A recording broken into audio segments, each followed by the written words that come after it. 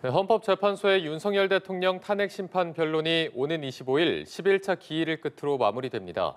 국회와 윤 대통령 양측의 종합 변론과 당사자 최종 의견 진술이 있을 예정인데요. 네, 취재기자 연결해서 자세한 내용 들어보겠습니다. 배윤주 기자. 네, 오는 화요일 윤 대통령 탄핵 심판 최종 변론 기일이 예고돼 있습니다. 국회가 탄핵소추안을 의결한 지 73일 만에 변론이 마무리되는 건데요. 이날 국회와 윤 대통령 대리인단은 각각 2시간 동안 그간의 변론을 마무리 짓는 종합변론에 나서게 됩니다. 국회 측은 12.3 비상계엄의 위헌성과 불법성을 재차 강조하고 윤 대통령이 군과 경찰을 동원해 국회와 중앙선관위 등 헌법기관 침탈을 시도했다고 피력할 것으로 보입니다. 윤 대통령 측은 야권의 줄탄핵과 일방적인 정부 예산 삭감 등으로 국가 비상사태에 준하는 상황이어서 계엄 선포가 적법했다는 주장과 함께 국민 호소용 계엄, 경고성 계엄이었다는 주장을 이어갈 전망입니다. 끝으로 당사자의 최후 진술이 있는데요. 소추단 단장인 정청래 국회 법제사법위원장과 피청구인 윤석열 대통령이 시간 제한 없이 최종 의견을 피력하게 됩니다.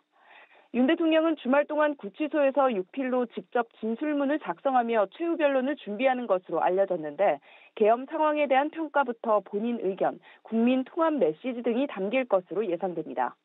정 위원장 등 국회 측도 어제 오전 회의를 열고 마지막 변론 전략을 점검한 뒤 최종 메시지를 계속 다듬고 있는 것으로 전해졌습니다.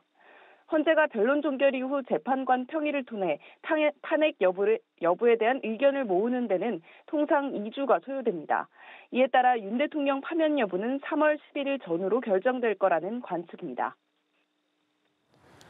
네, 그리고 이번 주에 공직선거법 위반 혐의로 기소된 이재명 더불어민주당 대표의 결심 공판도 예고돼 있다고요.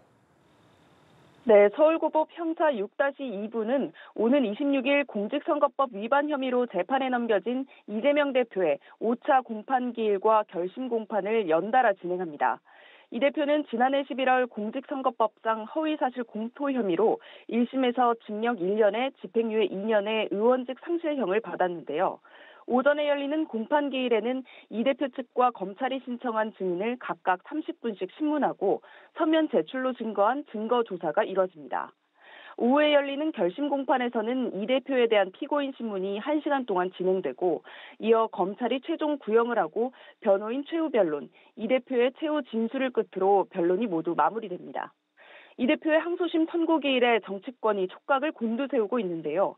통상 결심 공판 한 달 뒤로 선고기일이 지정돼 3월 말쯤 선고가 나올 걸로 예측되고 원칙대로라면 대법원 확정 판결은 2심 선고 이후 석 달 내인 6월 말 안에 나와야 합니다.